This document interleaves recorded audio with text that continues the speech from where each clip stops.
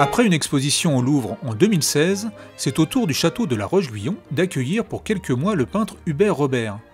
Peinture, dessins, maquettes en liège du XVIIIe siècle, 70 œuvres, issues de collections publiques et privées, présentent le travail et l'influence de ce peintre paysagiste du XVIIIe siècle.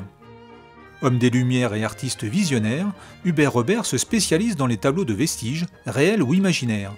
Robert jouait toujours avec cette idée que dans ces jardins, on ne sait pas exactement en quel temps nous sommes. Est-ce que nous sommes dans le passé en regardant l'Antiquité? Est-ce que nous sommes dans l'avenir en regardant nos propres vies? Donc on voit ça avec ces tableaux. On voit le temple de Vesta, un des plus importants monuments d'Antiquité, mais complètement restauré et remis au centre d'une composition paysagère. Donc c'est un jeu. Devenu célèbre grâce à ses peintures de ruines et de paysages, Hubert Robert s'attire les bonnes grâces des plus hautes personnalités de l'État.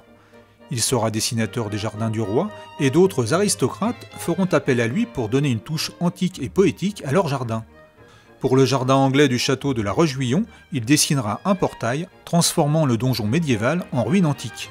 Nous voilà donc devant le portique néo-grec qui est un artifice du XVIIIe siècle.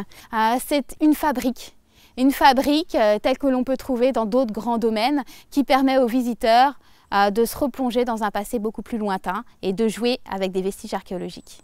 Allez, hop! Habituellement fermé au grand public, ce portail qui mène au donjon ainsi que les vestiges du jardin anglais seront ouverts à la visite avec un guide tous les dimanches jusqu'à la mi-novembre. Une ouverture exceptionnelle en complément de l'exposition qui se tient jusqu'au 26 novembre au château de la Roche-Guyon.